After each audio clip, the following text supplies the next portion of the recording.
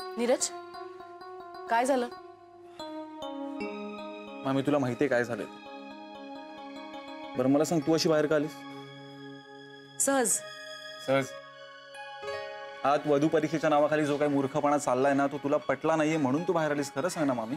असंच काही नाही अरे, आपल्या घरात हा असा बघण्याचा कार्यक्रम पहिल्यांदाच होतोय ना, म्हणून जरा वेगळं वाटतंय एवढंच. मामी मला ना आश्चर्य वाटतंय की असा विचार करणारी माणसं अजूनही आहेत जगात. मला सांग, ही अशी मुलगी बघतात का ग? हो ना अरे, आजपर्यंत इतकी स्थळं आली पण असं कोणीच नाही केलं. मुलगी बघायला आलेत की बाजारात भाजी घ्यायला आलेत हेच कळत नाही. त्यात आपली नुपूर, तिला एवढं समजावून पण तिला काहीच कळत नाही. मला कळत नाही ती त्यांच्या प्रत्येक गोष्टींना रिस्पॉन्ड का करते, सगळ्याला हो म्हणते. कसली एक्साइटमेंट आहे एवढी तिला? मामी मला खरंच कळत नाही ती असं का करते ते.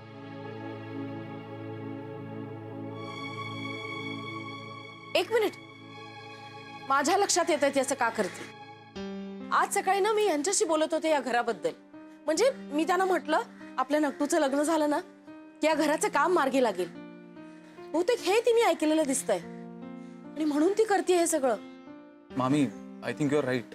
कारण माझं पण आज सकाळी असंच काहीतरी बोलणं झालं होतं तिच्याशी.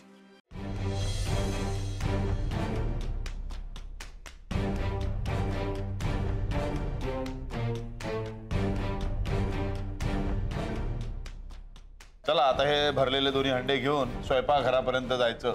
अहो काय तुम्ही माझ्या मुलीला पाणी भरायला लावताय? हो, कशाला?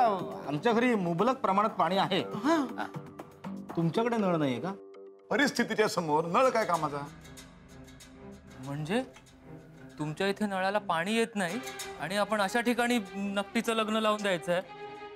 आमच्या घरामधल्या नळाला पाणी येतं पण कधीतरी पाणी आलं नाही, समजा अशी परिस्थिती निर्माण झाली तर हे पाणी घेऊन जाता येते की नाही हे पाहायला पाहिजे की नाही. त्यासाठी ही परीक्षा आहे.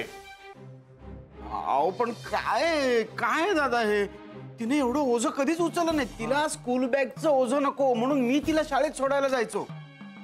आज तुम्ही असं 2-2 हंडे एक डोक्यावर एक कमरेवर देऊन पाणी भरायला लावताय माझ्या लेकीला. हे जरा अति होतंय मला वाटतं. हो ना, ही कसली परीक्षा? और थकली हो आमची. तुम्हाला सर्वांना माझी एक विनंती आहे आणि ही शेवटची. तुम्ही सगळे मुलीकडचे आहात, माझ्यासमोर बोलताना जरा भान सांभाळून बोला.